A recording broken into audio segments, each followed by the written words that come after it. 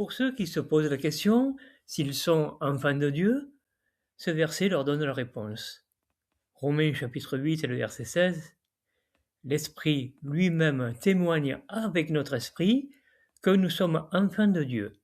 Si donc nous sommes enfants, nous sommes aussi héritiers, oui, héritiers de Dieu, mais co-héritiers de Christ, pourvu que nous souffrions avec Christ pour être aussi glorifiés avec lui. Paul a expliqué ce point quand il a dit « nous avons la pensée de Christ », ce qui veut dire que nous sommes en union avec Christ et Dieu. Le corps constitué de beaucoup de membres nous fait comprendre ce verset. Et c'est ce corps qui va être relevé le jour où Jésus viendra. Il est dit dans ce verset « l'esprit ». Et nous pouvons changer ce mot par « pensée », puisqu'il est en fait référence à l'union de la pensée. Jean chapitre 4, verset 24 dit « Dieu est un esprit, et ceux qui l'adorent doivent l'adorer avec l'esprit et la vérité ». Cela nous aide à comprendre que si nous changeons nos pensées pour adopter celles de Jésus, nous rentrons dans le cadre de ce que dit ce verset, et donc, par logique, nous sommes enfants de Dieu. La suite du verset nous dit que nous sommes co-héritiers de Christ puisque nous avons suivi le même chemin que lui. Il a enseigné à ses disciples d'avoir la même pensée que lui pour que cette pensée puisse s'étendre à beaucoup. Ce point a aussi un rapport avec la nouvelle naissance, se dépouiller de la vieille personnalité pour revêtir la nouvelle. Nous pouvons comprendre que c'est un changement par l'esprit.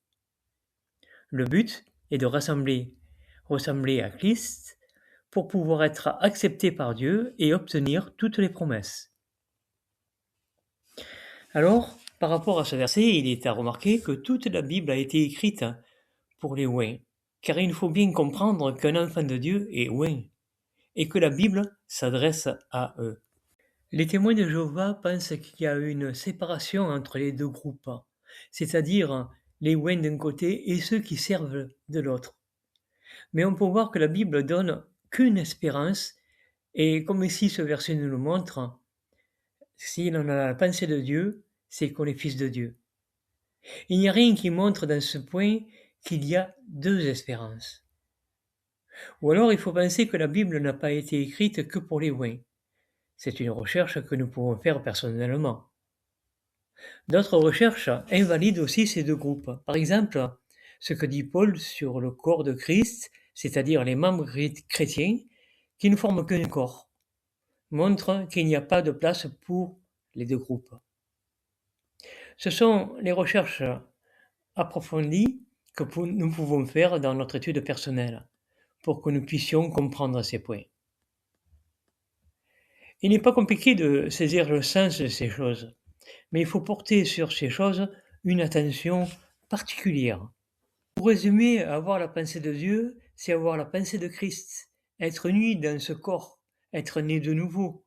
Tous ces points renferment la même pensée qui a un rapport avec l'unité, c'est-à-dire d'être comme Christ.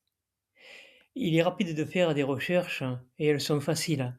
Elles nous permettent aussi de savoir qui nous sommes.